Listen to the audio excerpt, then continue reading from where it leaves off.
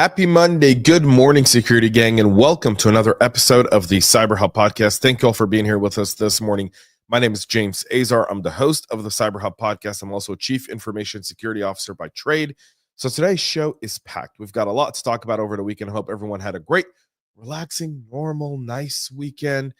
Kind of, no holidays, summer's over, kids are back in school, college, and high school, elementary, middle school, all the good stuff. So routine is setting in from today, September 8th, all the way till about December 15th. And then we'll rehash this whole thing all over again. But if you would have thunk that we're in September in 2025, you have me fooled. So packed show, let's get the ball rolling this morning. Hello to everyone tuning in, and hello to Jay Harris on YouTube. Thank you for being here, buddy. And now, folks, without further ado, I've got my double espresso this morning in this beautiful California handmade mug. U.S. made, not China, U.S. You'll understand why in just a minute. Coffee cup cheers, y'all. Perfect. Oh, wow. That was so good. All right. Let's talk about China for a minute. So the Trump administration has been trying to renegotiate a fairer trade deal. Obviously, the word around tariffs has been kind of taken apart and turned into a whole bunch of different things. We're not going to get into what the word tariffs mean. We are going to get into the fact that China is a malicious geopolitical enemy, not a foe, not someone who just wants to get by. China actively wants to destroy the United States of America. It's part of their 100-year plan. If you haven't read that book, I suggest you do.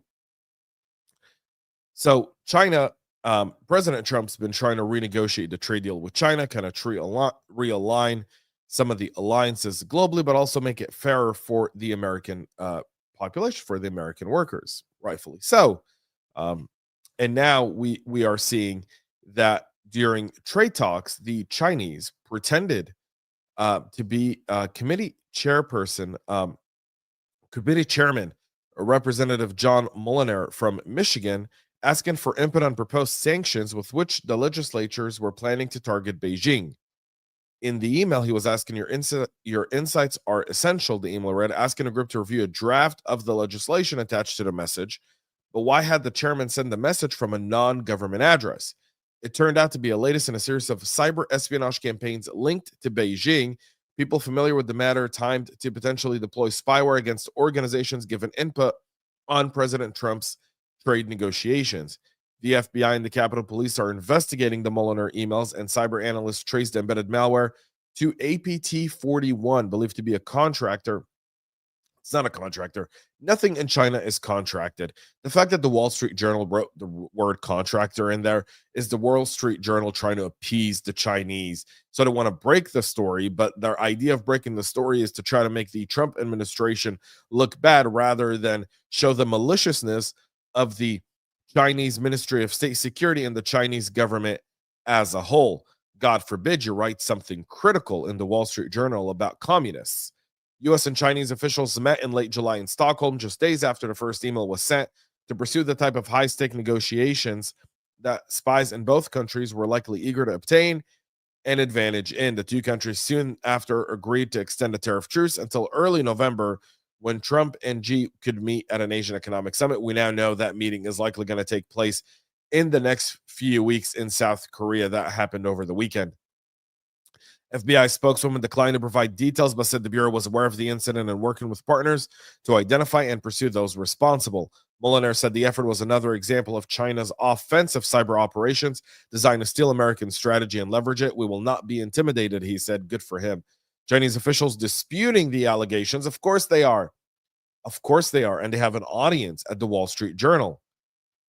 They have an audience at every single major U.S. publication because somehow the words of communists or terrorists mean more than democratically elected leaders. Let that sink in for just a moment. I'm very frustrated about this, simply because of the way the Wall Street Journal wrote this. So this Wall Street Journal exclusive, everyone's kind of tagging the Wall Street Journal. The way the Wall Street Journal should have written this was China attempts to spy on trade negotiations, right? That would have been the right way to do it. That would have been the right way to do it. But nope. China's denying it. We have to take this, into all of that. A lot of impersonations.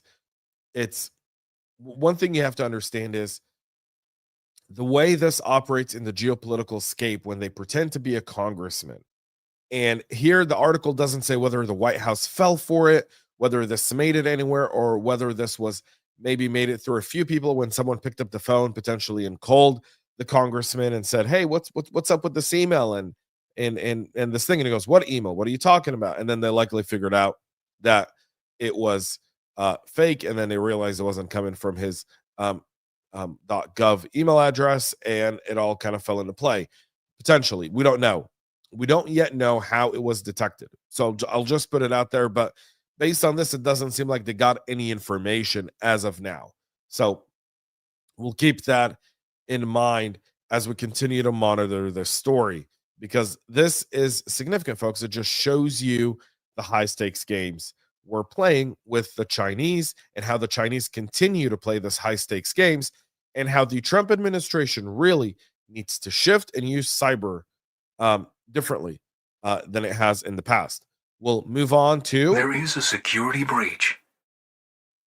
And this one is at Wealthsimple, disclosing a data breach impacting the personal information of some of its customers. Wealthsimple said the incident occurred on August 30th and was the result of a supply chain attack involving a software package developed by a trusted third party that has not been named. Personal information belonging to less than 1% of Wealthsimple customers was compromised as a result of the incident, according to the company. And by the way, just one last comment here by Jay. It's softballing. They shouldn't do it, but we all know anyway. Yeah, indeed. The exposed information there included contact data, government IDs provided during signups, IP addresses, social security numbers, dates of birth, and financial data such as account numbers. They highlighted that the intrusion was contained within hours. No funds were accessed or stolen. Passwords were not compromised, and accounts remained fully secure. The impacted individuals are being notified and given free credit monitoring and identity theft protection. Workiva, which is a SaaS provider, notifying its customers that attackers who gained access to a third-party CRM system stole some of their data. This is being attributed to the Salesloft Drift / Salesforce supply chain attack. The company's cloud software helps collect, connect, and share data for financial reports, compliance, and audits. It has over 6,000 customers and a revenue of $740 million. Its customers list includes 85% of the Fortune 500 companies like Google, T-Mobile, Delta, Wayfair, Hershey, Slack, Cognizant, Santander, Nokia, Kraft Heinz, Wendy's, Paramount, Air France, and KLM, Mercedes-Benz, and more. According to the private email notification sent to affected Workiva customers last week and seen by Bleeping Computer, the threat actors exfiltrated a limited set of business contact information, including names, email addresses, phone numbers, and even support ticket content. While Workiva didn't share more details regarding this attack, Bleeping Computer has learned that this incident was part of the recent wave of Salesforce data breaches linked to the Shiny Hunters extortion group that impacted many high-profile companies. Most recently, that would have been Cloudflare. So the list continues to grow. Senior leaders at the Australian airline Qantas have had their annual bonuses reduced by 15% following the July cyber attack that caused a range of issues for the company. In the latest earning report, the company reported a profit of $1.5 billion in the last fiscal year. But in the report, Qantas Group Chairman John Mullen said the company had to acknowledge the impact of the incident that exposed the information of 5.7 million people, while management took immediate action to contain the breach, support customers, put additional protections in place. In recognition of the seriousness of the incident, they decided to reduce their 2024-2025 short-term bonus by 15 percentage points for the CEO and executive management. Qantas explained that this equals to a $250,000 reduction in pay for Qantas Group CEO Vanessa Hudson. Mullen said the penalty reflects their shared accountability while acknowledging the ongoing efforts to support customers and put in place additional protections for customers. The forensic investigation is still ongoing. Qantas said 2.8 million customers had their names, email addresses, and Qantas frequent flyers numbers leaked. At least 1.7 million other customers had a combination of that information. Additionally, home addresses, dates of birth, home numbers, meal preferences, and even genders exposed. So some accountability there. Apparently, take that. I mean, it's good from the board, right? It's good for them to show that. That's a precedent now in Australia. That's likely going to be studied here in the US as well by some boards with companies with efficacy for multiple data breaches. VirusTotal discovering a campaign hidden in an SVG file that creates convincing portals impersonating Colombia's judicial system that delivers malware. VirusTotal detected the campaign after it added support for SVGs to its AI Code Insight platform. VirusTotal's AI Code Insight features and analyzes uploaded file samples using machine learning to generate summaries of suspicious or malicious behavior found in the files. After adding support for SVGs, VirusTotal found an SVG file that had 0 detections by antivirus scans, but whose AI-powered Code Insight feature detected using JavaScript to display HTML, impersonating a portal for Colombia's government judiciary system. Threat actors that began increasingly using SVG in accounts, and they also can be used to display HTML in the element and execute JavaScript when the graphic is loaded. In the campaign, discovered SVG files are used to render fake portals that display a phony download progress bar, ultimately prompting the user to download a password-protected zip archive. The password for this file is displayed in the fake portal page, and as shown in some of these screenshots here below, they simulate an official document download, but really it's downloading malware, and it doesn't get picked up. But now, thanks to VirusTotal, it will, and thanks to AI. This is where AI actually has positive use cases for practitioners. And again, every file type that we trust, that we allow into our environment, that we let through our email filters to end up in the inbox is a target. And the way to defend it is to constantly check it, not just trust the tool. Auditing. The NX supply chain attack has made 6,700 private repositories public, according to Wiz. This is the Singularity attack, where a threat actor used an NPM token for an NX repository to publish 8 malicious versions of the popular open source technology agnostic build platform.